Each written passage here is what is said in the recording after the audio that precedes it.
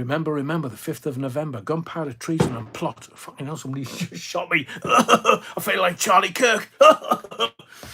He's not dead either. So we'll talk about the Huntington stabbings. It is sub judice, so we'll talk in a general term.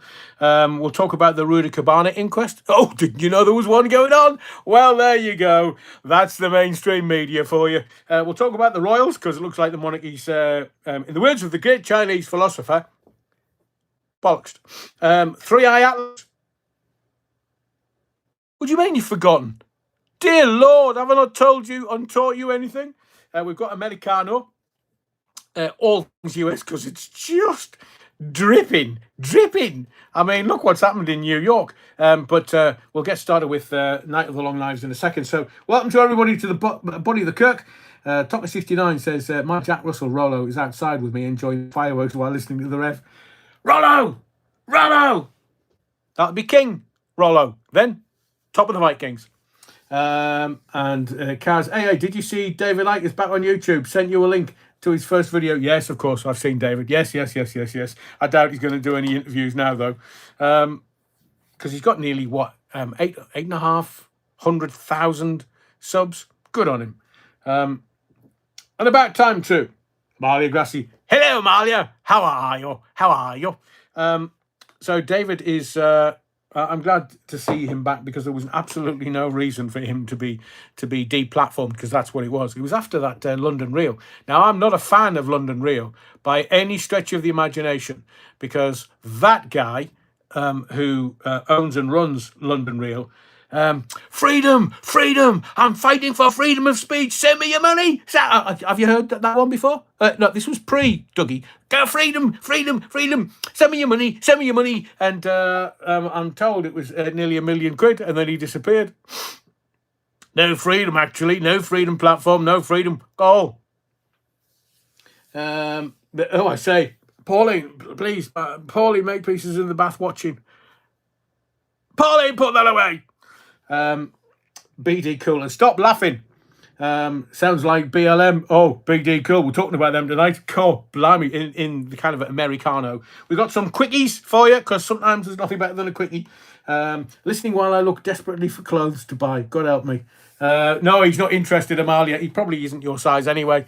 Andrew James, will Three-Eye Atlas hit New York? Hopefully in the next 24 hours, Andrew James, but it's disappeared. It fecked off behind the sun. Which son is that?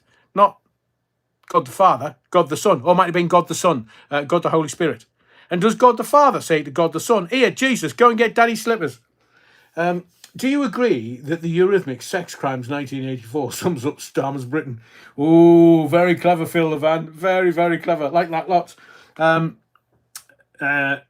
was watching something with Annie Lennox earlier. And, well, she's looking... awfully maxing. I mean, awfully masculine.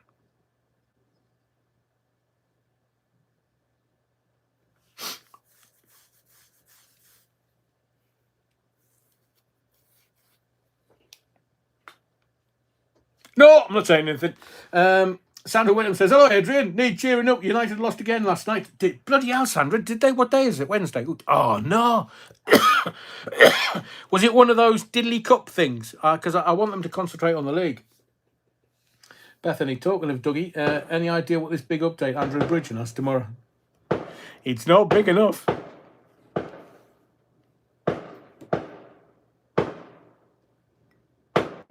Don't scare me. I'll wait till they're finished. Is that a gun or is that fireworks? Most people go, oh, it's fireworks, Reverend. But sometimes when it is a gun, people go, it's fireworks. Aberdonian women tend to go that way. It's all that granite. Oh, BD cool. Is she an Aberdonian? Is she Aberdonian? Is she not? Is that Chuckter? Am I correct? The Chuckters are from, is it Aberdeen or Dundee?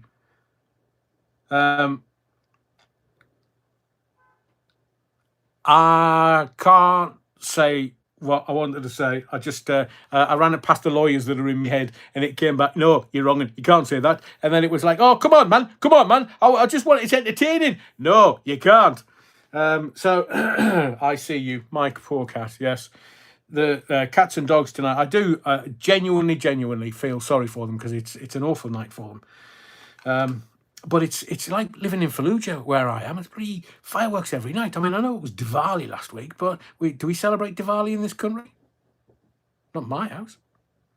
BD, cool. Chuchter is anything north of Perth. Dundonians are just weird. I'll give you that, BD, cool. Louise Hampson, my cat is chilled. There's a gag there somewhere, Louise. Don Wigley, Dougie's inspiration, maybe. No.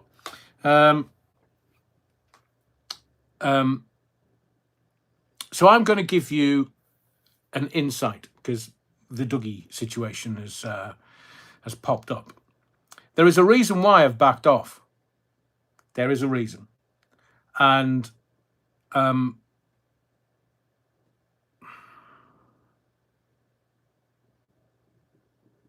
I'm going to say is I fear for his future. That's all I'm going to say. And I don't want anything to do with that for anyone. Because I'm hearing all kinds of rumours, and they eventually stack up from people that are close to the situation. And Bridgen, for an ex-MP, he needs to have a look at himself. But then again, you know, he's swam with sharks in the most shark-infested water in this country, in the Ozempic Palace. So I just hope that he will see through. Now, maybe he's using Dougie. Maybe it's beneficial, rather than use, beneficial to him for his profile and his, all of the followers that Dougie may or may not have, depending on how many bots have subscribed to his channel. But I genuinely fear for his future because I know what's happening in the background. I'm not bringing it here for the moment, and I've said to you, I will only discuss him and or it, the situation, if I have something new to bring to it. I've got a load of stories that I could, but, you know, I don't want every live to be one of those lives. Tonight, there's a lot of things happening. There's 9,000 reasons why we can just park Dougie and leave him alone for a couple of months. We can talk about, we will do. I will get into it in a second. Stuart, did you see the interview he did with Andrew Bridgen in his kitchen? Yeah, I was sent that. And technically, as a professional, I didn't think it was great. Bridgen knows a lot. And he knows who the monsters are in the Ozempic Palace. He knows, because it's just, you know, it's a gossip shop in London, Westminster Palace. So he knows who the monsters are, and you only get to dance. You only join that club if they know that you're a monster, because there's lots of hoops to jump through to get into Parliament as an MP. You only get in there if you're they know you are. Phil Levan, Adrian, you know in the Bible, the book of Revelations, it mentions the number of the beast. Is Britcard the number of the beast? Was Blair the first trumpet? Is Starmer the second?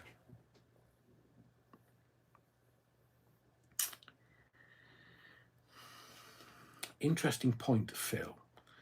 I would say that Blair, in my view, is more evil than Starmer. Starmer's just a puppet. He's just being manipulated. Blair is literally on the world stage grifting for money. In my view, as I say, and I'm allowed it because this is a commentary channel.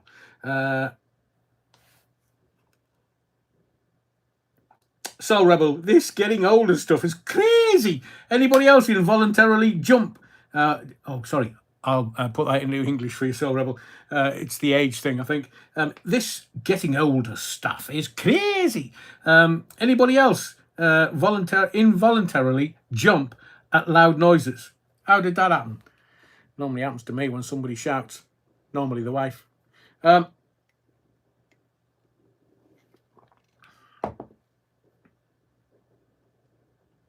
David Graham. Carabag? Carabag, is that a bloody football name? Can you imagine? They've been around for 100 years. That will make them an old bag. Carabag 2, Chelsea 2. Sunderland 2, Chelsea 1. And is it 7 weeks to Christmas? Do you know, we should hang drawn quarter the person that said that in the chat earlier. He said Bridgen was very kind to him when he was in prison. Well, of course. Of course.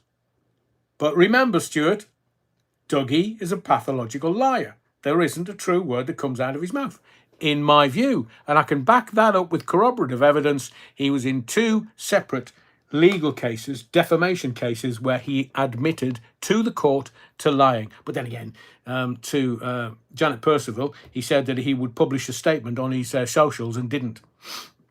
So, still lying then. Right. Sounds like Gaza outside here at the moment. Oh, I've got a bit of insight about Gaza. So I haven't been able to literally cram everything that I would have done in the last few lives, Sunday and Monday, because there's just so much going on. Have we hit... oh, bloody hell. So we're going to get into it. I'm going to start with... I think we'll start with, do you want the Night of Long Knives? Do you want kind of blood up the walls? Do you want... it's an apt description. Or do you want Penny for the Guy? We can start.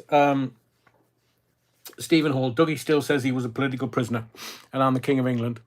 So we could talk about Penny for the Guy, because I was just... And I spoke to a dear friend of mine today, and he said exactly the same thing as me. The last couple of days, some of his friends have been saying, oh, remember the Penny for the Guy? And some people used to go and take the guy, as in, what do you call it? Kind of stuffed thingy, to the supermarket. Get a penny now. Bloody hell! If you don't give them a quid, you'll get mugged. But penny for the guy, and the reason that was get a defendant. I think I can read things a little easier now. But yes, thank you very much. We'll see by 9 o'clock.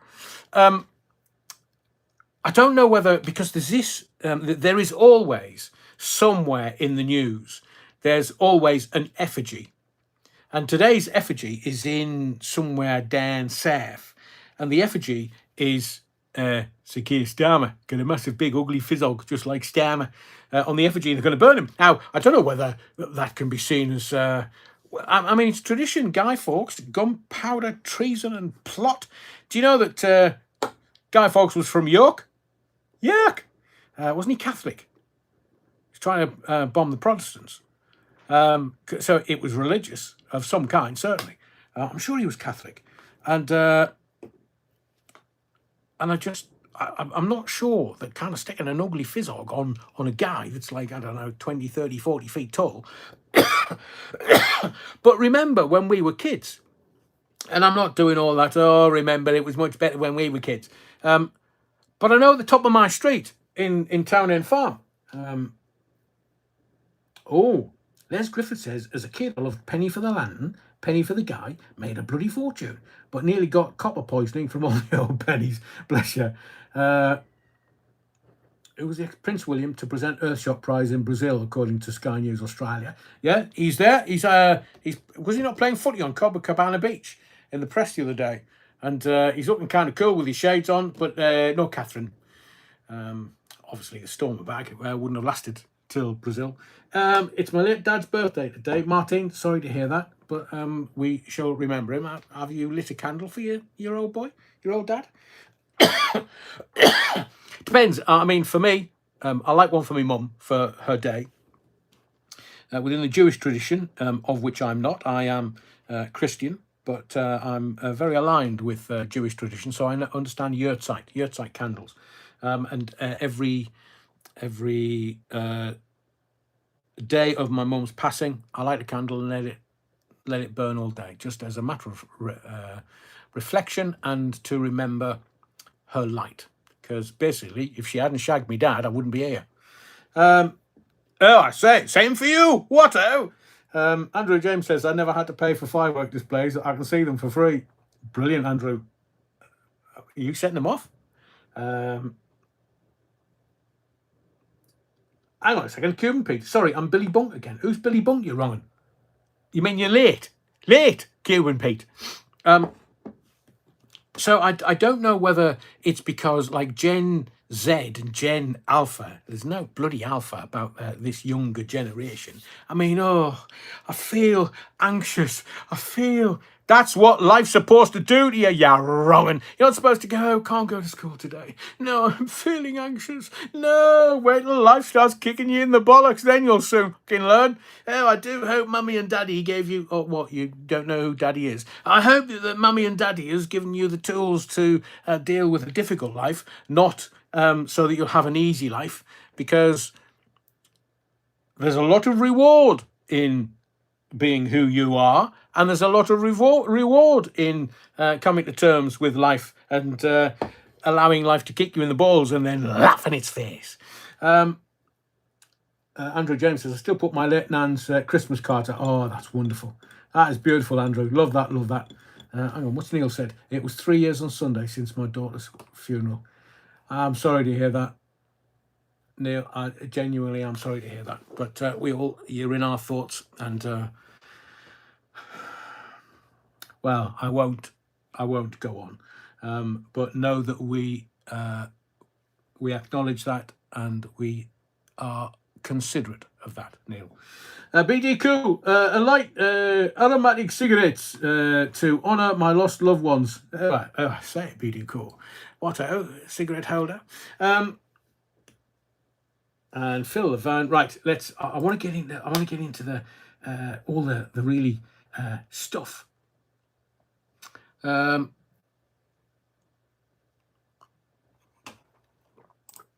So I'm going to go into the deep end, and we'll talk Night of Long Knives, and then we'll get into what's actually going on. So, who's there? Mandy, the bloody who? Have you got your mate Jeffrey with you? So what's happened to Mandy Mandelson? Just asking for a friend. Hang on to that, because you're going to need that in a minute. And, well, what can I say?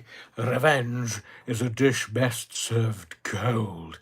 Oh, and you know that little fella, cockeyed fella from Land and Mayor Carnage, Sir Mayor Carnage. He's got 9,000 reasons to not be having a high profile on Bump Fair Night. And well, this Knight with a K of Long Knives, there's Lord Mandelson, and there's Sir Khan, and there's Sir Stammer. But I want to know what they've got on him. I want to know what they've got on Starmer. I mean, I have a very active imagination, and I'm sure I can come up with some stuff that probably would make your eyelashes curl further. But what have they got on him? Just leave it there. Not looking for you to comment. Yeah, wrong. And well, the other question that I've got in the Night of Long Knives, that's Night with a K. You're wrong. Who's going to be Labour's first female prime minister? Because they're all jockeying, and I'm not talking about Rich Boy Sunak, because he's a jockeyite, isn't he? Cockeyed. So some of these women, I mean, Raina needs to get on the Ozempic. Jesus, she'd break a horse's back her weight. But and I'm not fat shaming anybody. I'm not. Just she's a bit broad in the beam. So the saying goes. And there's Rachel, the landlady. Oh dear, who's there? Rachel who? Oh, I'm not a landlady. Stop knocking on the door. I've got no money.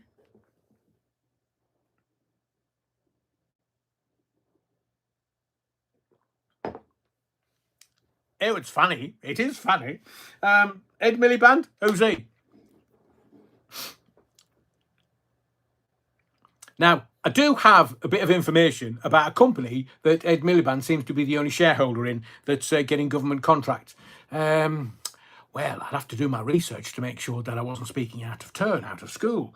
But, well, you know, Benjamin Fulford knows. Hang on, Les.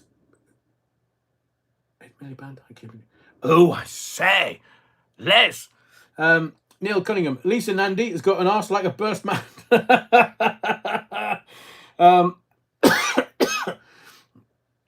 So we'll get to Remembrance Day, David, in just a little while.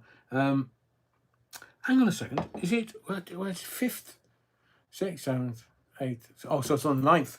So we're doing Cenotaph on the 9th, or is it, we got 2 days? Sunday and Tuesday? Oh, brilliant. BD cool. The Ed Miliband plays nothing but the shits. Who said that? Well, me. You couldn't see me lips move. So, hands up in the comments. Everyone that's seen the John Lewis ad. So the John Lewis ad is basically, the premise is single dad goes to family home for Christmas Day, and his son, who's there, and all I'm going to say is that I'm a sucker for a bit of schmaltz, but it a handkerchief. Not that kind of handkerchief, just a handkerchief to wipe my nose and my eyes. Yeah, wrong. But have a look for it, Stuart.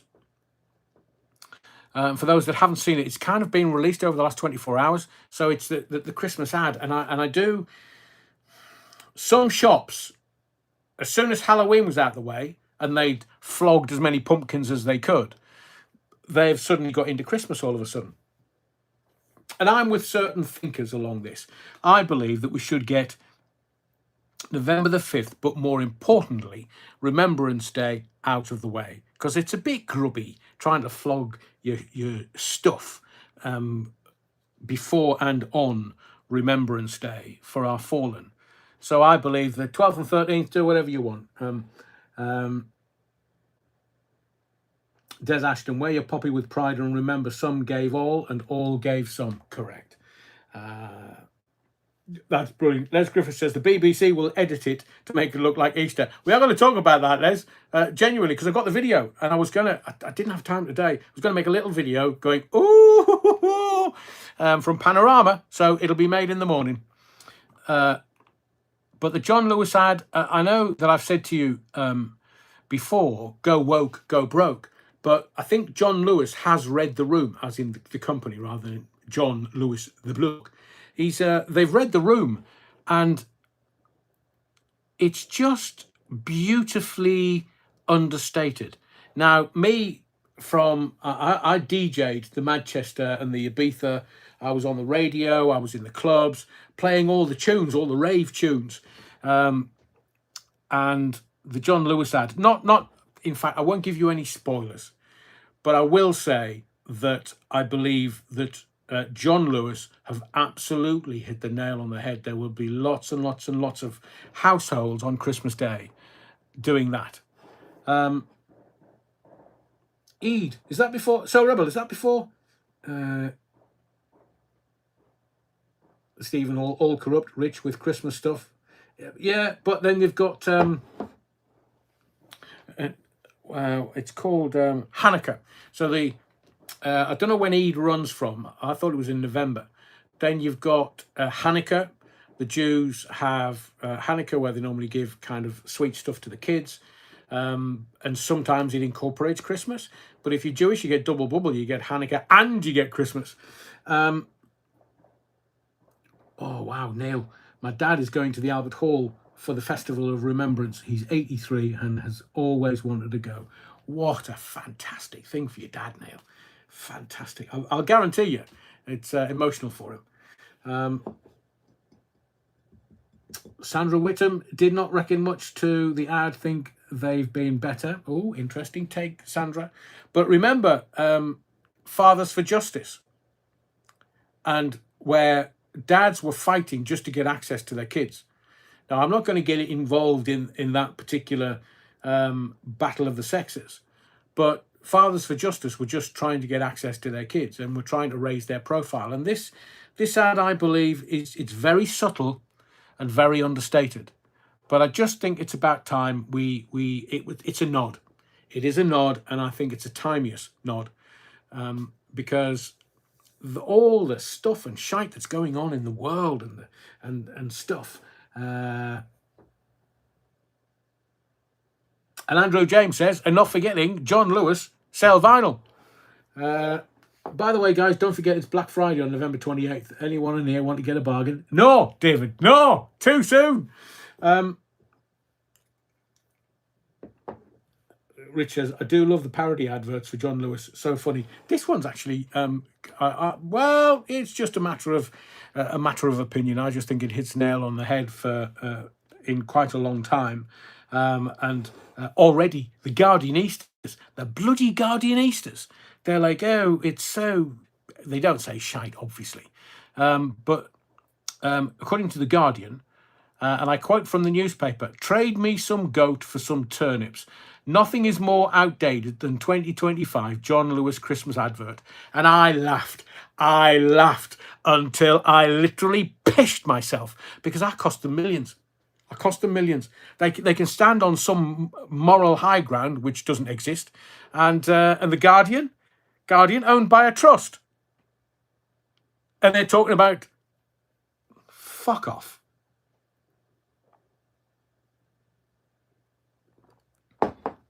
The Guardian, left-wing rag that I wouldn't wipe my arse with, they can go woke and go broke, but they're owned by a trust. Depends how much money's in the trust. But at least they'll take advertising from the government. Makes the day go quicker. Do you want some good news or some bad news? It depends where on the political spectrum you are. But Farage, hang on, panorama exposed again. Yes, Phil Levan, I've got the video.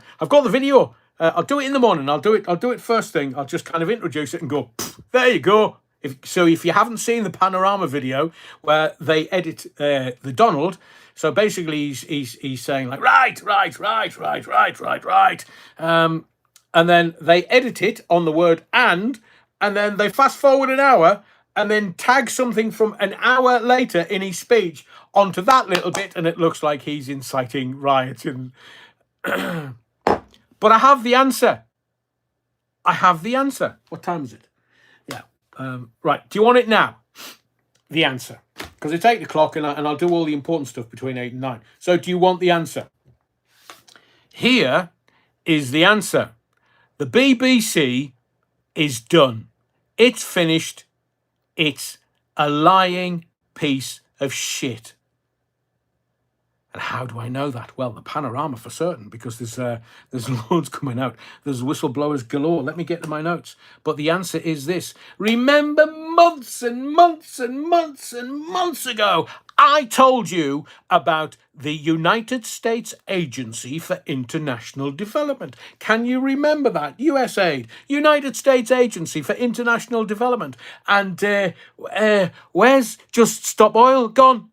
Oh, bugger me. Their funding was taken away. Oh, that's why they're not around. No, Just Stop Oil. No. And all this paperwork that started coming out about the United States Agency for International Development, where did we find out that the BBC was being funded by the Democratic government in America?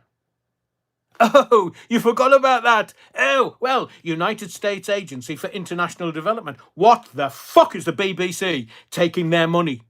What is the BBC doing other than being a propaganda arm of the American government? They're taking money, not from you, the taxpayer, not from you, the license fee payer, not from anybody else, but the Democratic American government via the United States Agency for International Development. I told you that 6 months ago. And you didn't know why. We couldn't work out why. Now we know, because the American government were telling the BBC, and it's in my view, because if you're taking money from the American government, you've got to have payback. So what did the BBC do with the payback? They edited the video, the data, to make it look like an uprising by Donald Trump in Washington, D.C., and now the whistleblowers have gone, no, the BBC. And have you noticed that the BBC are not covering that? And, well, the mainstream media are not covering that because they're all in the pocket of the government. That's the left-wing government, the Labour government, the same as the Democratic government in America. It's all about the Benjamins. It's all about the money. It's all about being corrupt, being crooked. And politicians, they're organised crime gangs. The politicians are organised criminals. 650 of them in a Zempic palace. So let's have a look at the books. In my view, not a single politician, American or British, should be allowed to get freebies. Not a single freebie. Starmer's at the fucking head of the queue. But I told you months ago.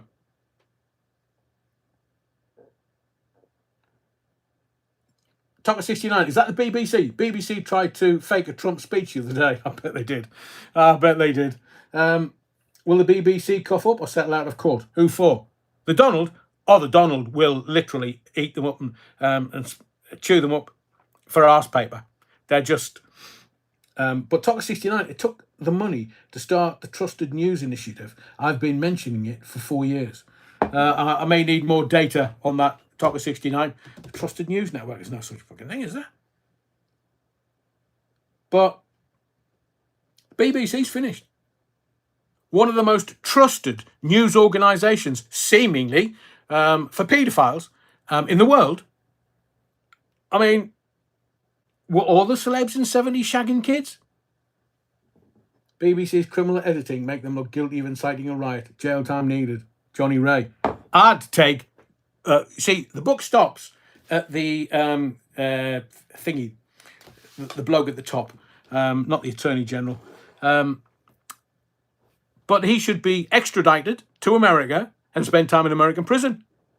Because the BBC, if they can have an investigation into Hugh Edwards and find Nout, they'll probably have an investigation into this, and whomever has done this will probably have moved on, surprisingly. Let me get to me notes, because there's... I did... right.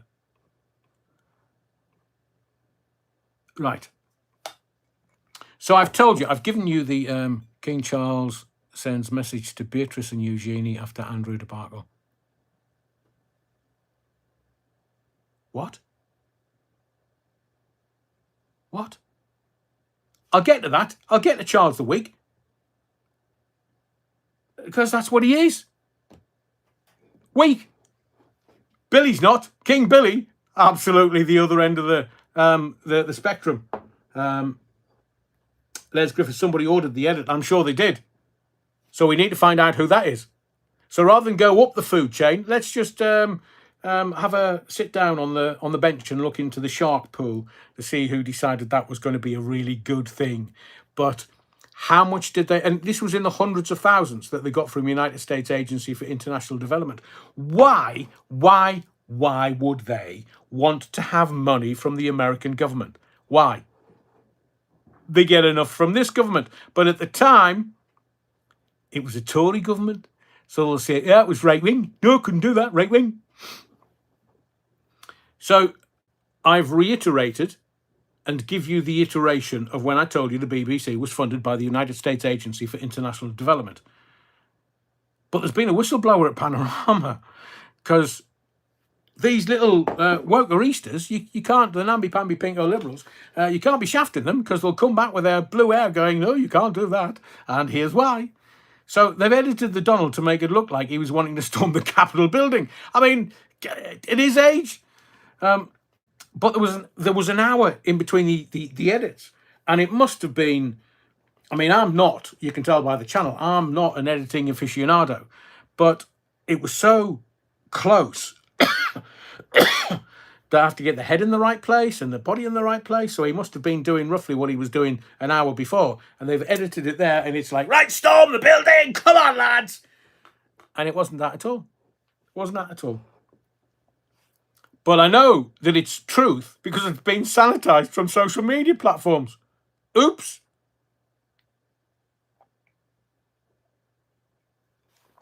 So I grabbed it. David Graham, God knows what will happen to BBC America then, hey? Yeah. They're going to all sign the dole or whatever the equivalent is in America. So there's 9 ways that the BBC misled viewers over Trump. Do you want me to tell you them? An internal BBC whistleblowing report listed ways in which the corporation allegedly displayed anti-Trump bias during the 2024 US election. No shit, Sherlock. It's like Brexit. I mean, for 2 years after Brexit, 2016 to 2018, the BBC was weeping into its, what are they, vegan shite did they eat? Because they just couldn't believe that we and democracy decided that we didn't want to have the European Union just taking all of our money and running. And we will get to that in a minute.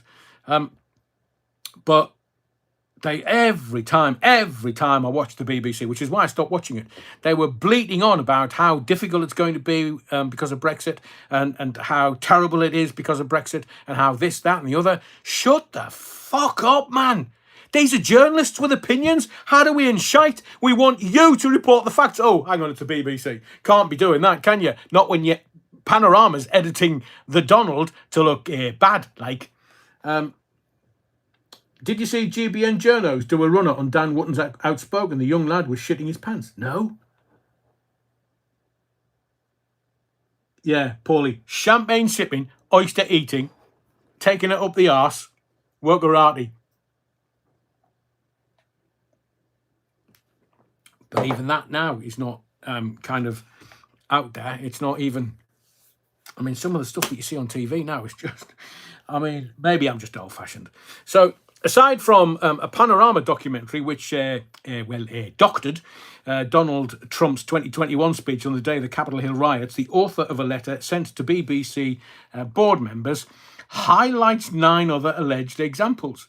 Oh, I say! They include amplifying a rogue poll that favoured Camel Toe Harris giving excessive coverage to Mr. Trump's comments about people eating pets and dwelling too much on Camel Toe's campaign issues whilst failing to grasp issues that appealed to Trump supporters.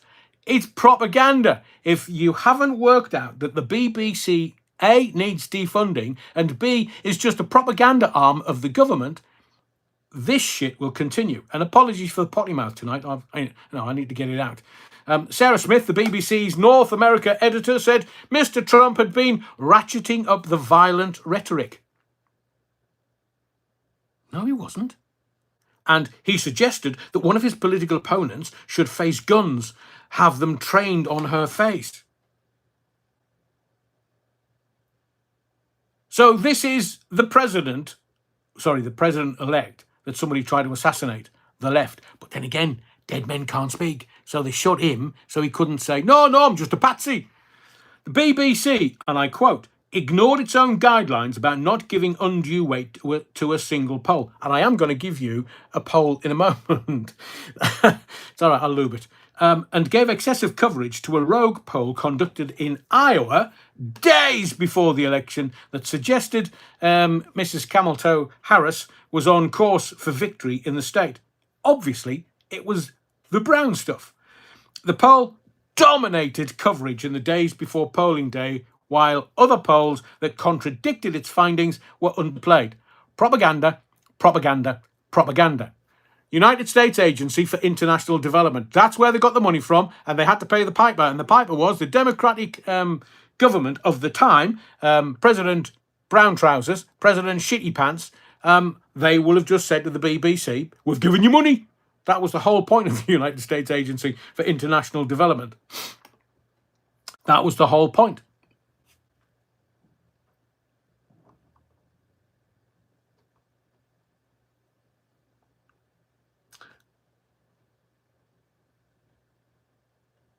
Exactly, Paulie. I want to give you this poll. So the BBC have shit in their own hammock.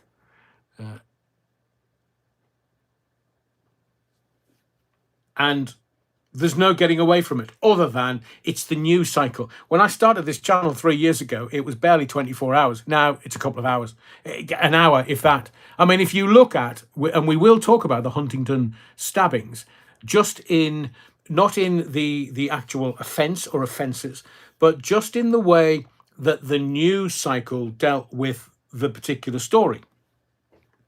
I will give you... because I'm going to give you some inside information about that.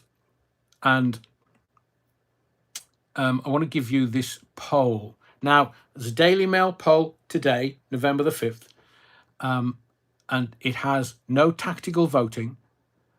And the poll is, by the Daily Mail, if there is an election tomorrow, how many seats would the parties win? So the Green Party, I mean, dear God. The man running that, Jesus, he just wants column inches. You can make the gag up yourself. So the Greens would get 6. The Conservatives, 7. Conservatives have done. I've been telling you this for a long time, since they were deselected. Hang on, where's Rich?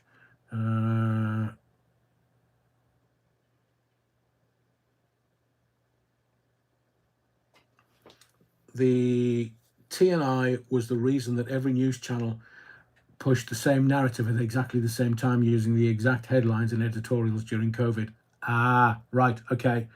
So let's have a look at this Farage poll, Daily Mail poll.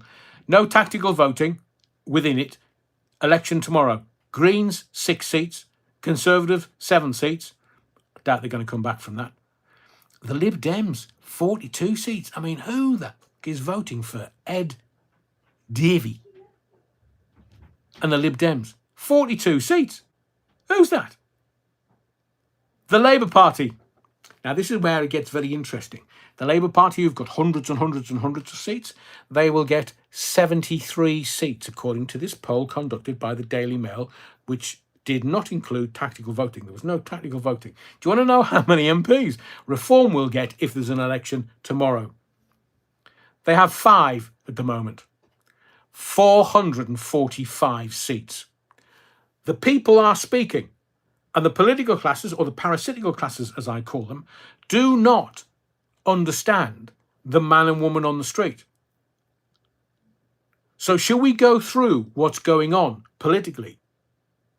I'm sure you're reading between the lines, but shall we get through to exactly what's going on? So I have asked you, where's Mandy? Where's Mandy? Where's Jeffrey Epstein's mate, Mandy? He's, we don't know.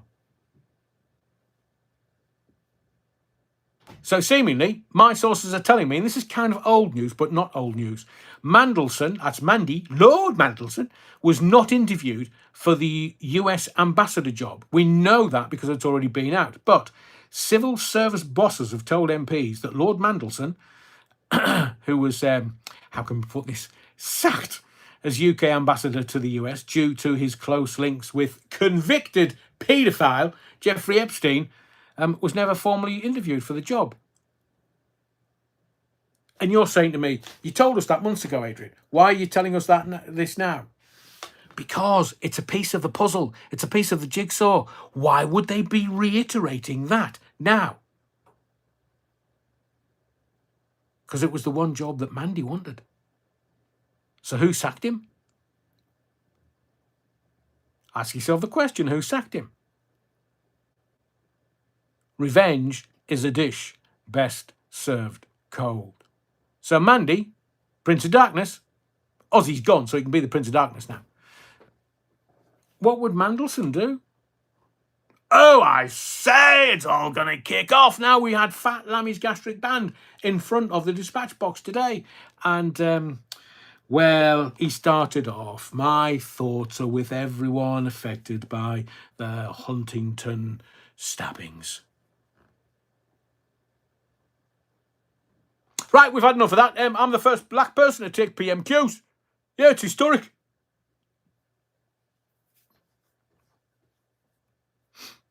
How did I think he did? I thought he did brilliantly. He actually made Starmer look good. So now, just look at this. This is politics.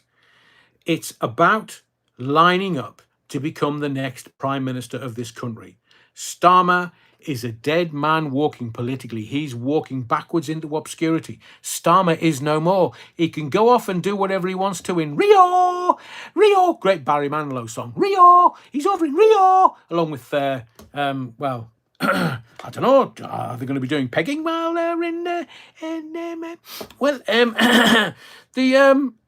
light and frothy, Adrian, light and frothy.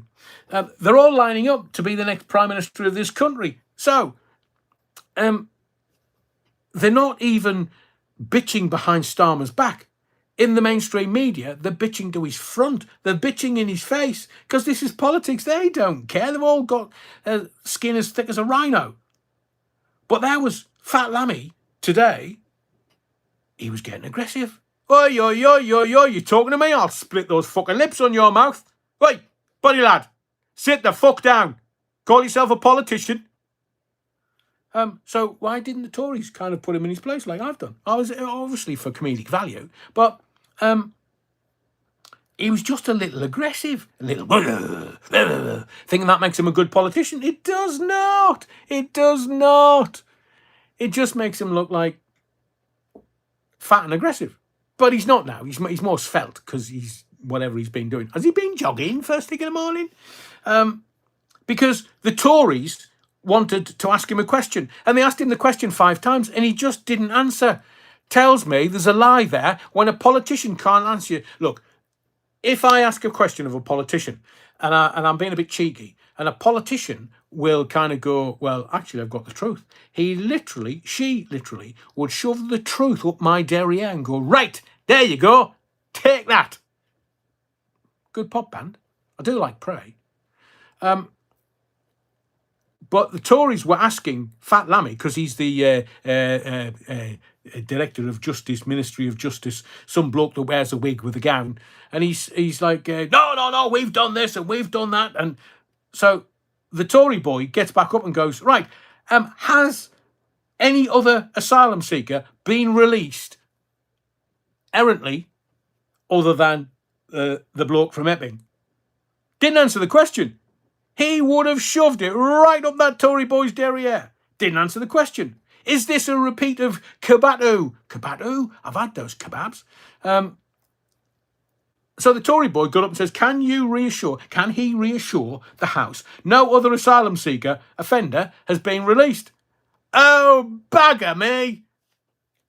PMQs is finished. And the news comes out. So they obviously knew in the House, they all knew that October 29th, another second freebie was released from Wandsworth HMP. So that's a second release by mistake. I mean, do we have an open door policy to our prisons in this country? Is it, no, don't worry. Are you on release today? Huh? Okay, have you been in open prison yet? No. Okay, there's the door, you go. Have you got all of your things? Yeah.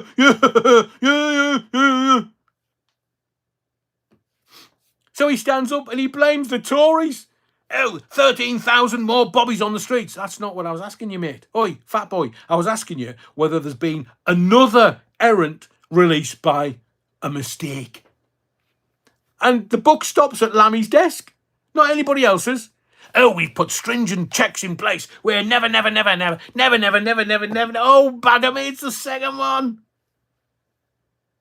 It's a clown show. It's a shit show and a clown show, and it's the funniest thing that I love watching it because they're just so full of brown stuff. I mean, they've got a bung shoved up there just in case they pebble dash the whole of the Labour Party when they suddenly decide, oh, yeah, bugger. Knife crime falling.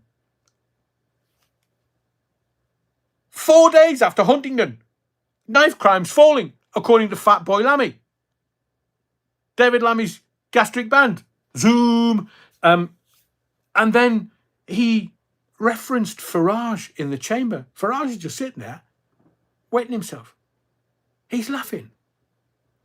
Why do they reference Farage? Because the Labour Party are scared shitless.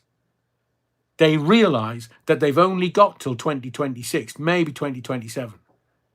And there'll be a general election. Hang on a second. Who's asking the bloody questions?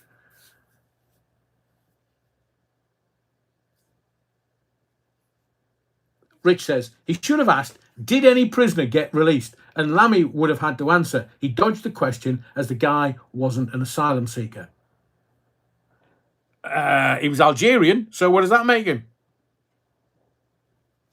Gold bullion Farage. I see you. Lewis says, it's not even platitudes with Labour. They haven't got a policy between them. I know. It's just funny.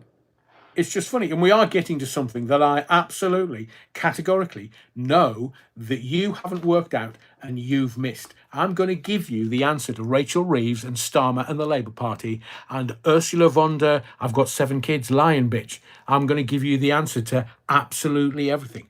In a moment, I want to deal with this. Do you know, from the 22nd of November to the 28th, it's BBC Scam Awareness Week. Oh, I say, are they going to talk about the editing that they did on Panorama? Absolutely not. Do you know that for the Metropolitan Police Service, and they are the biggest police force in the country. They've got 1,419 fewer officers and staff than under the previous government. And yet they've had 262 million extra in funding. I saw Cockeyed, I saw the jockey, Rich Boy, in the chamber today. I think he asked a question, but it was like, oh dear God, really? Are you that boring? But multi-billionaire family, I would have done. So here's Rachel Reeves on Tuesday, Fat Lammy's gastric band today in the House. Rayner is trying to get her profile up. Rayner is still an MP, so technically she can. And we've got the Manchester Mafia who want to get their own boy, the Mayor of Manchester, Andy Burnham, in as Prime Minister. Because they all know what Keir Starmer is doing. They know. It's politics. They don't give a flying. They know. So what are they doing? They are manoeuvring, trying to get profiles. So Rachel Reeves, Tuesday morning at 8 o'clock. Which politician do you know gets out of somebody else's bed to go to the, where, it was in Darlington? What the bloody hell is she doing in Darlington? I mean, I've lived in Darlington. What was she doing there? Catching a train? So she stands up, blah, blah, blah, blah, blah, blah. What about your £3,000 a month? Because you know that's how much money she's making. Since she got into power as, I'm Rachel Reeves, I'm Chancellor, I'm the first female Chancellor. So she's £3,000 a month rent. So what they've been in, 15 months, 16 months? It's nearly 50 G's, 50 grand in her trouser pocket, because that's what she wears all the bloody time. Not sure whether her husband wears a skirt. But so, cough, you haven't got a licence. How comes you've made nearly 50 G's for now? Now, let me tell you why Rachel Reeves stood up on Tuesday morning. Let me tell you why Rachel Reeves is going to shaft you with taxes. Let me tell you why Rachel Reeves is doing what she is doing. Two things. One, she wants to be the first Labour female Prime Minister. Starmer's gone. It's a matter of time. We know that Charles the Weak is not around for much longer. I wish him a long life and I wish him good health, but he's not around for much longer. King Billy will be king probably spring 2026-ish. But Rachel Reeves, she wants to be the first, because it's history. If she makes it, it's history. But I'll tell you why she's not going to make it. Because a couple of weeks ago, you missed that Keir Starmer shook hands with Ursula von der Leyen, bitch. 7 kids. Hey, like the Mersey Tunnel. 7 kids. Well, she's definitely a shagger. Maybe she puts it back on her husband's head. Don't know. So, Starmer, that's Sir Keir, 2 Keir, 3 gear, queer as folk, Starmer. Maybe you should start singing. Brilliant. Neil Cunningham says, Nandi wore a skirt the other day. It was later seen carrying 44 immigrants across the channel. So Starmer meets with Ursula von der Leyen and agrees £50 billion to pay the European Union. So I'll say that to you again. So Keir Starmer agreed a £50 billion deal to pay the European Union. It was not announced why, but Starmer has agreed, and Ursula von der Leyen, bitch, shook hands on it, and they agreed that Britain would pay the European Super Union £50 billion. Okay, Adrian, why are you telling me this? I'm telling you this because Rachel Reeves is going to stand up at the dispatch box at her budget and say, there's a £50 billion black hole. So can you see what they're doing?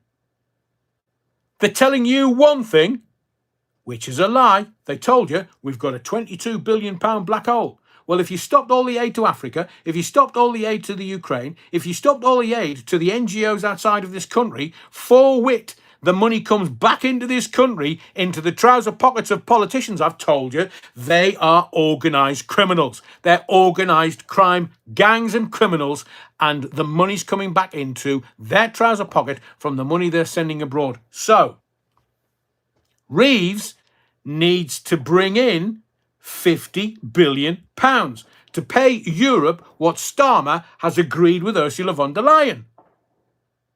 And she's just going to go, there's a black hole. Well, the OBR, the Office of Budget Responsibility, has already told Starmer and Rachel from Accounts, Rachel the landlady, that there's no such thing as a £22 billion black hole. But they still keep going on and lying about it. There's no such thing. So the £50 billion that she's going to stand up in November at the dispatch box for her budget and tell you that she's going to have to raise taxes because there's a £50 billion black hole, she's given that stuff to Europe.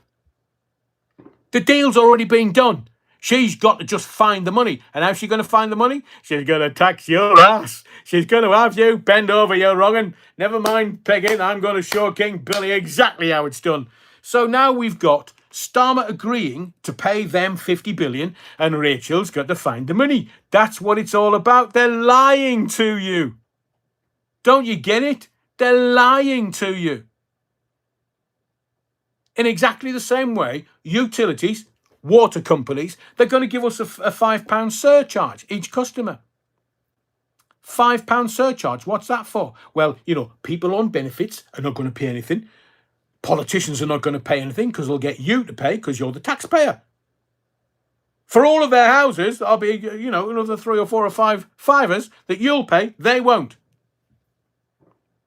So the water companies, who are corrupt, because they're borrowing money on the premise that they've got to give their shareholders their dividends. But they're so far in hock that they're just saying to the government, oh, yeah, no, the infrastructure needs rebuilding. We can't do it. We haven't got any money. So why don't you just renationalise the water companies? We can't renationalise them because the fucking foreigners will own them. France and other countries, Australia and other countries, they own bits of our infrastructure, our utilities. So they're surcharging you. It's only a £5. Yeah, it's only a £5. Sakia, he's a lovely guy, man. I don't know why you have such a bad time with him, Adrian. He's a lovely guy. He's trying to repair the country after 14 years of Tory rule. Well, no, just Foxtrot Oscar, man. He's an idiot. He is the World Economic Forum's useful idiot, as is Rachel Reeves, as is Fat Lad Lammy. They're all useful idiots because they're all in the take. That is so far up Ursula von der Leyen bitch's arse they can see what she had for tea last night.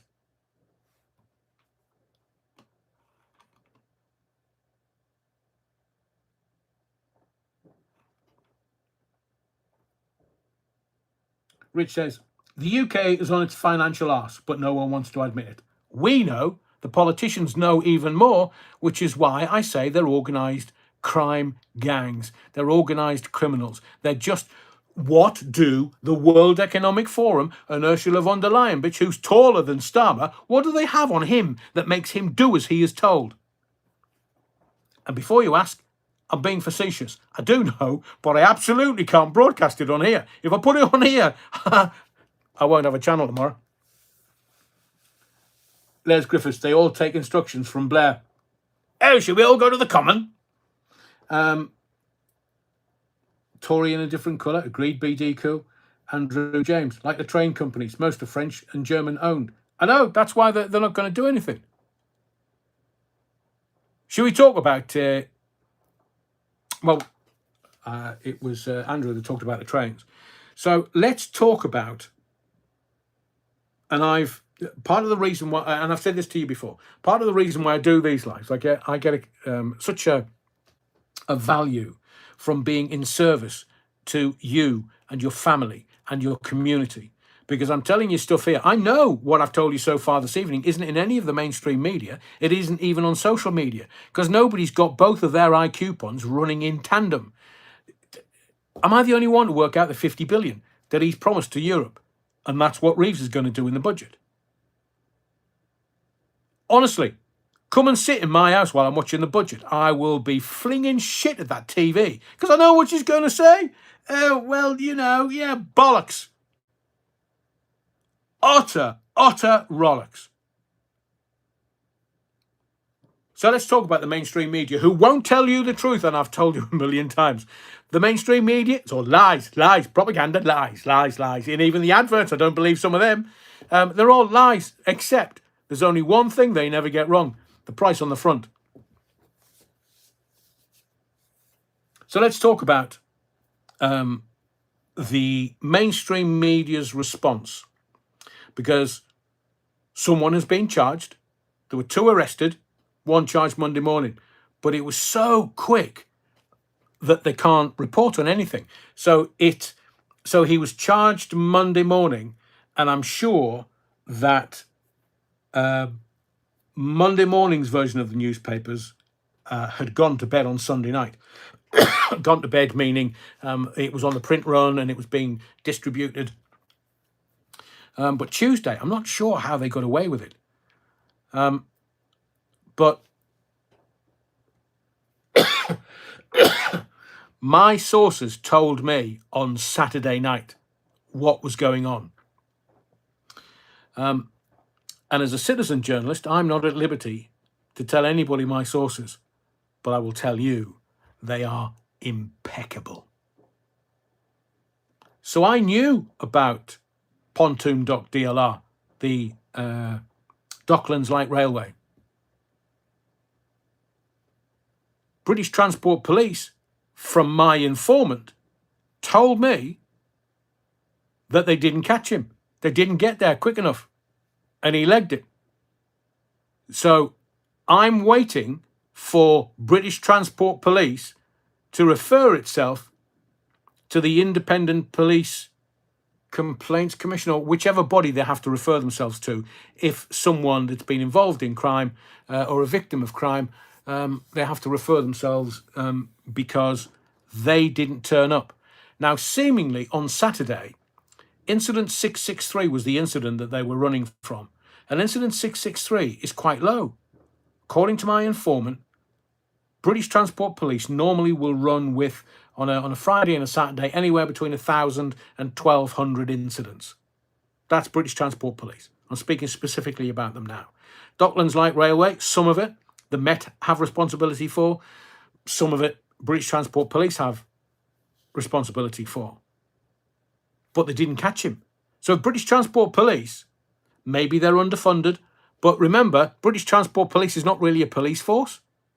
They're a security firm for the train operating companies, the TOCs as they call them, because I think they're 60% funded by the train operating companies, so they have to do as they're told by the train operating companies, 40% by the Home Office. Now, the Met and Cambridgeshire and all of the other police forces around the country are Home Office funded. So that's why BTP has the word police in it, but isn't really a police force. In my view, Mickey Mouse. They're not Home Office funded, 40%. So when they pitched up, he'd gone. So it's all the timing of everything.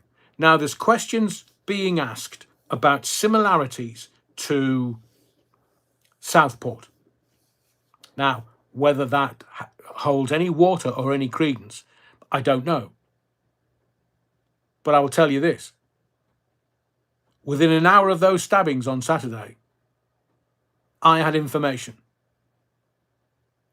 that sadly, because he's being charged on Monday, I can't bring here because I want to see the process of law be completed without any interference, without any cause of sub judice, which is just Latin for under a judge. But a couple of things. One, it was really convenient that they had him. I mean, Cambridge Police rocked up way ahead of BTP. Now, there's some dubiety about, or a little doubt about, I was told that the train was 15 minutes outside of Huntington. And yet, we were told by the mainstream media that it took them 8 minutes to arrest him. But if the train was 15 minutes outside of the station, and I will tell you this because this is a fact, in certain circumstances, whether it's the tube or whether it's the train, there is something that if they want to catch the criminal, they lock the doors, irrespective of what is going on inside, because they want the police to catch them. I don't know whether those doors were locked. The train was coming into the Huntington station for 15 minutes. So how could they arrest him within 8? And then when it got into the train got into the station, everybody was just fleeing off the train. And I know that the driver would have been in constant contact with his control room at Southwark. I know.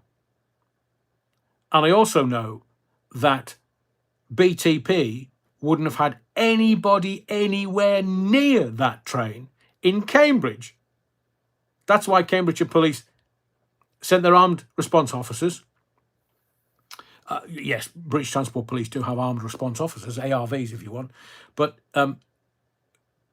Cambridgeshire Police went there, tasered him, arrested him, took him to custody, and then he would have been processed away by British Transport Police. But none of this is really being reported. And then Monday morning, once the guy's charged, all reporting stops virtually. But not on Tuesday. I have the papers from Tuesday, but they were still reporting what was going on and naming the man that had been detained and charged. That's sub judice. So I know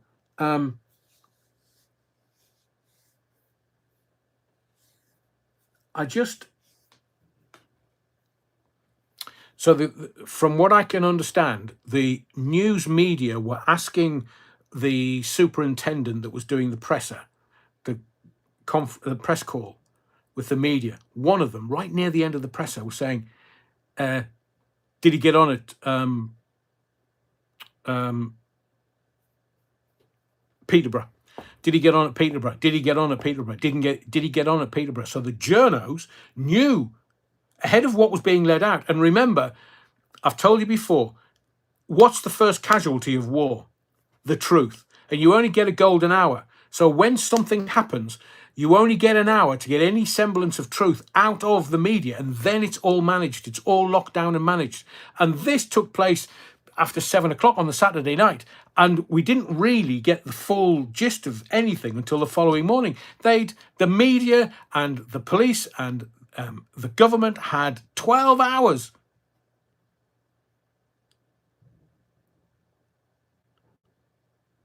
I mean, I've seen pictures that I won't go into and I won't give an explanation to, but they are very concerning to me. And what I will do is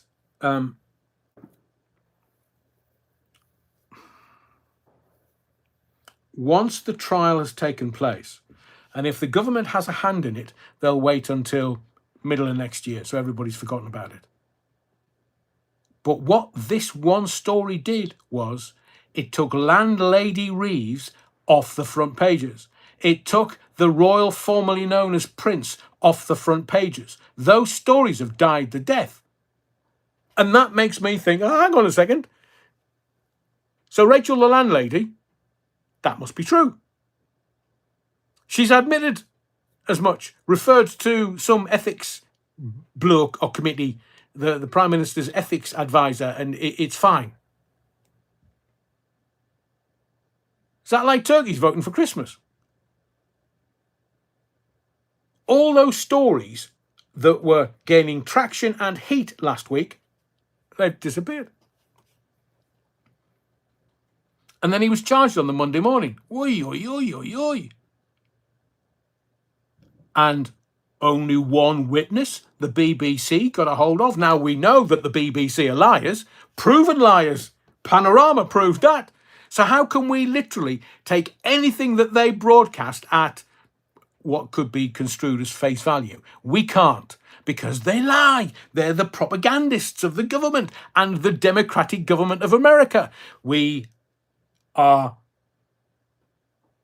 subject to their lies. And yet on Sunday, all day, they only had one witness. There was dozens of people on that train. Dozens. What's the first thing that happens when an event takes place? Anywhere, anytime, anything. Everybody gets their phones out. Why is there not one shot on social media, anywhere, of anything that happened on that train? And yet, on Sunday, I get a video of another man being stabbed on a train. But on that train, everybody had their phones out.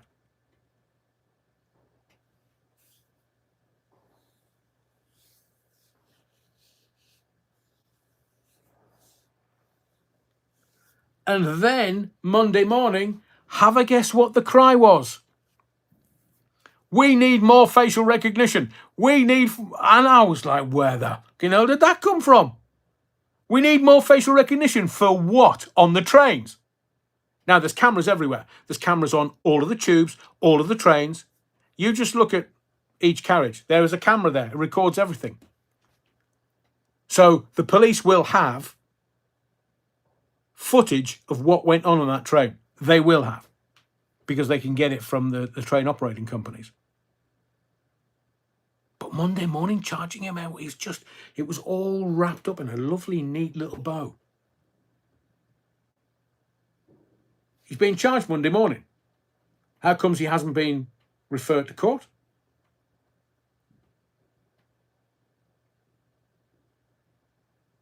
So there are anomalies that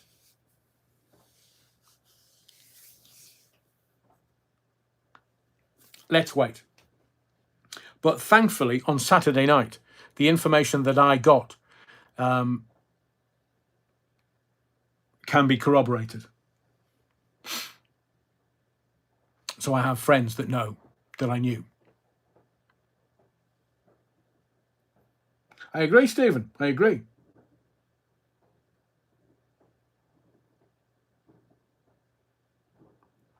Les Griffiths, I hope not. I mean, if you look at Tommy's trial yesterday, the outcome of Tommy Robinson's trial under the Terrorist Act, I mean, there's a judge doing a proper job. So it's I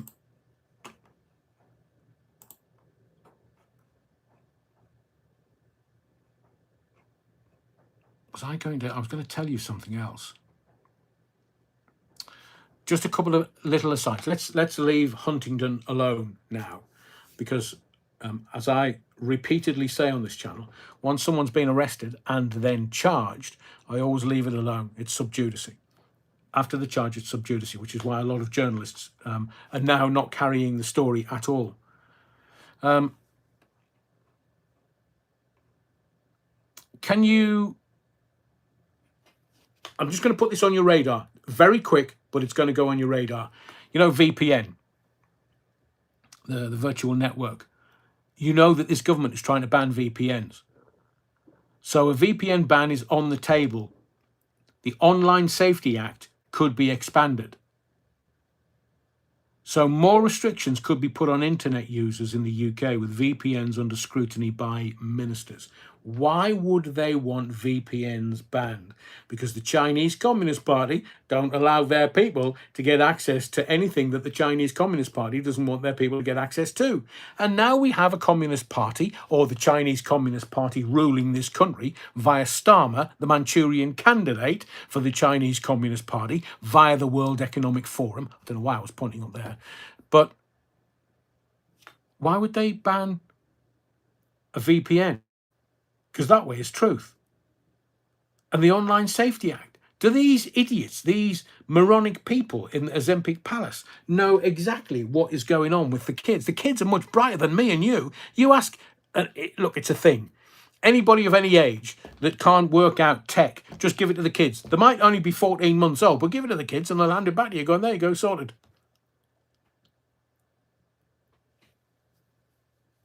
But if you, the reason why I put that on your radar is so that the reportage that's coming out in the mainstream media, you'll get why they are talking about it. They're talking about access to porn sites has dropped by something like 75 or 80% since the online safety bill became law. So what is it? School kids watching blue movies at school? BD Cool says, we're turning into North Korea. Good to see Pop-Eyed Wazza in the body of the Kirk. Louis Sampson, all of this is Rolex. I know. Never hear Kia. He's in Brazil.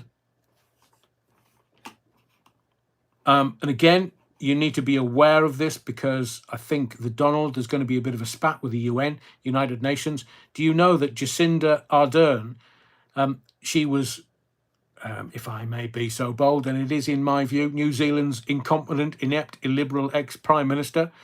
Some people are saying she's perfect for the bloated, unaccountable United Nations. So I wondered where she'd gone. She had lost a lot of weight, and she did look a bit drawn in the face. So, and maybe she likes the same Coca-Cola as Keir Starmer.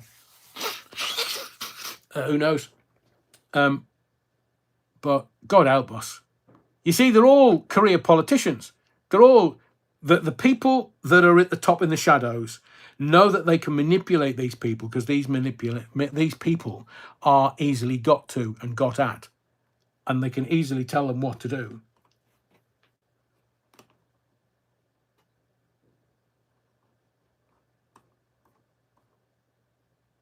I'm also going to tell you about, so I'm trying to get as much in before 9 as I can. Seemingly, Danish farmers are blaming Bovere for collapsing cows.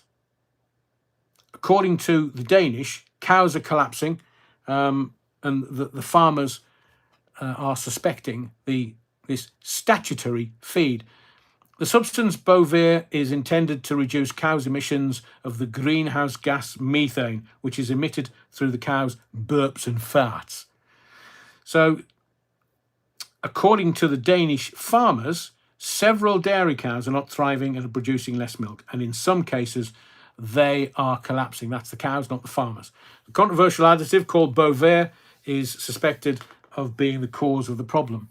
And seemingly, the pastures offset the methane and gases produced by the cows, and they don't need Bovere to offset that. But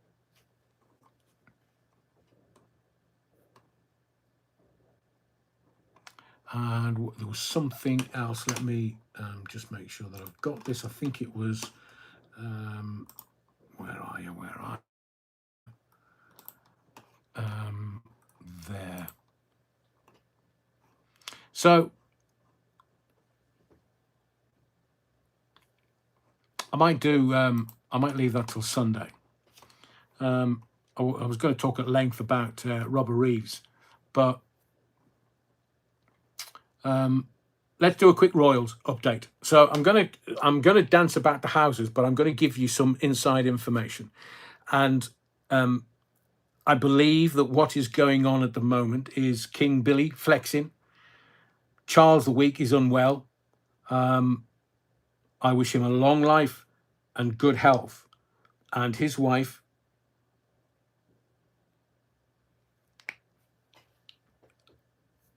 I don't think he'll be around spring next year. Now, William's in Brazil for the Earthshot Prize. And at the same time, Harry is in Canada making some kind of announcement that just went straight over my head because I wasn't particularly interested in ginger sphericals. But 2026 is going to be a big year for the monarchy and the royals. Why?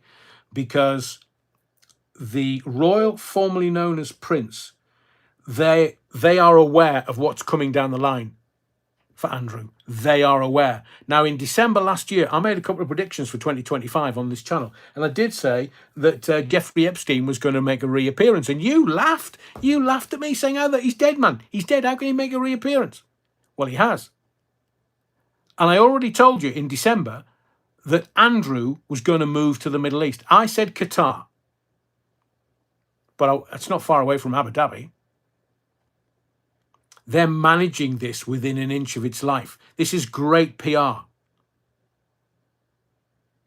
It's fabulous PR, because if you watched the way the news was changing last week, it went away from Jeffrey Epstein, convicted paedophile, to getting Andrew out of Royal Lodge. It was magnificent. I mean, at some PR courses at university, they will use that as a test case and say to all the kids. So everybody started listening and referencing Royal Lodge and the two cottages for Andrew and Fergie.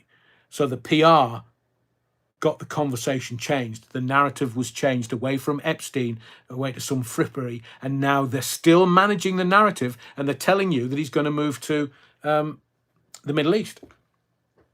I mean, the Middle East will be easy for him. He doesn't sweat. So the Saudi heat, brilliant. But the monarchy's under threat here. So the monarchy knows possibly what's coming down the line. Andrew will do two things for possibly the next 6 months. I believe that William will be king in 6 months' time. I believe that William understands what's going on and understands what will happen to the monarchy if someone doesn't get control of this. So they will work with Parliament to make sure, and people are talking about titles. It's not, it's styling. That's the official word, styling. Prince is styling. His Royal Highness, styling. The titles, the dukedoms, yes, but the rest, royal, is styling. So I think that William will be working on this to see how it goes, because who he's actually got in his crosshairs is Harry and Meghan. Now, she may try and bolt before anything is done. She'll try and keep the Duchess title, but Fergie, Duchess of Pork, no more. She's simply Sarah.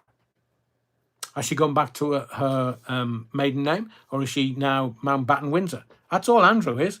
But look, Andrew is going to live in such opulence and luxury because this bloodline is close to the Saudi royal bloodline, so they'll look after him. Money's not an object for any of these bloodlines.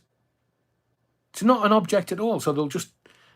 so I think where King Billy's going to flex, once Andrew's gone and he's gone through everything that he has to go through to make it official, and he's gone and he's not coming to the Christmas dinner, and anything else comes out... Oh, by the way, where did I... Let me show you this. I have got this. I don't think you can see it because it's not reversed, but it's a Virginia Giuffre's book, Nobody's Girl. I haven't been able to read it because of the bloody eye, but I will start reading it, and I will, during the live, probably give you a rundown of a couple of chapters. Can't read all of it, but from what I understand, it's brutal and harrowing, and I will bring that to you. So Charles the Weak, I wish him a long life and good health, but I can't see him surviving the cancer beyond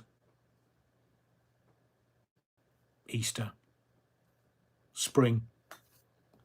Andrew and Fergie will have been dealt with, so that's maybe why there's been this little alert of reportage this evening around what the King has sent a message to Beatrice and Eugenie, because they're obviously worried that they're going to lose being an active royal or member of the royal family and or all the privileges that go with that. So I think they will manage that. But in the crosshairs, Meghan and Harry. And Harry comes out virtually the same day that William is in Brazil for the Earthshot Prize, trying to launch something in Canada. I mean, he will know what the diaries are. He will know who's doing what within the royal circles. He's a blood prince. But I'll guarantee you, the minute that Billy gets to the throne, he's after his brother. And I will make this prediction for 2026, because it'll be quite... On the one hand, it'll be the king is dead, long live the king. On the other hand, it'll be brutal for those that have played the games, thinking they could play the games, because the bloodline changes. So the two kids who we've never seen, we've seen the back of their heads, and the hair changes all the time. But Archie and Lilibet, well, they're off. They're not part of the bloodline, the line of succession. is more accurate, Adrian. So in 2026, Harry's going to lose his titles. He may lose his styling. It may be simply Harry Mountbatten Windsor. The king can do whatever he wants. And I think William is going to make a magnificent king. He's not going to be anybody's fool, and he will be brutal. Look, he's not going to be Henry VIII and just lop everybody's heads off if he disagrees with them, but he's going to be a magnificent king. I believe he's going to be a great leader. Better than his current dad, Charles the Weak, and Queen Consort Camilla.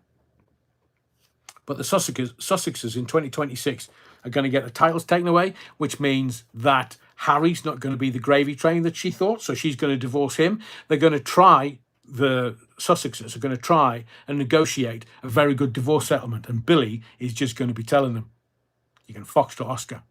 I'm in charge now, not me dad. You'll do as you're told.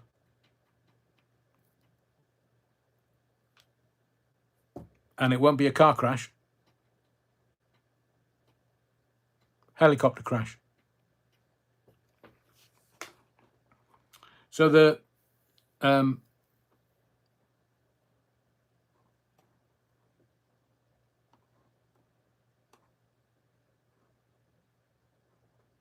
so I think that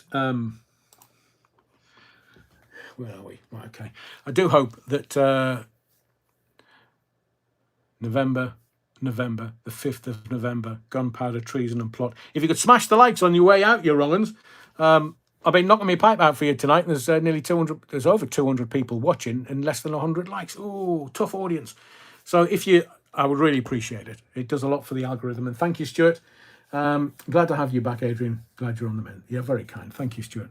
So I hope that your bonfire evening, if you have any pets, dogs, cats, they're okay. They're not too traumatized by the fireworks. And the next live is going to be Sunday again. I have some ideas for other stuff. I think on Sunday, I'm going to ask you a few questions about where I want to take the channel. There may be a rebranding on the way. I think after 3 years, we can... thank you, Rich. Oh, bless you. Agree. We missed you. Thank you, Rich. Well, I'm back on Sunday, 7:15 for parish notes, 7:30 for start, and we'll have a look at what is going on. Oh, I didn't do... Hang on. I knew there was something. Right, I'll do it in the morning. I'll do it as a... because I was going to ask you tonight whether you want me to do a kind of daily news update. Yeah, there's loads of stuff here. I'll do it in the morning. So... thank you for being here. Thank you for your likes. Thank you for getting me... well, blimey. Thank you for getting me over the 100 likes. Thank you for your likes, your subscriptions, but most of all, your indulgence. Look after yourself. Be well. Stay safe. Take emergency Battenberg if needed. I'll keep the Alta Winer here. I'll do my quantum touch on it so it tastes nice on Sunday. My name's Adrian Allen. This is not a programme. This is a mission. And the mission continues. We go again Sunday, 7:15 for the parish notes, 7:30 for the start of the live. And I do have a few things, like Dick Cheney died yesterday. Oops! Somebody shoot him. And I'll see you Sunday.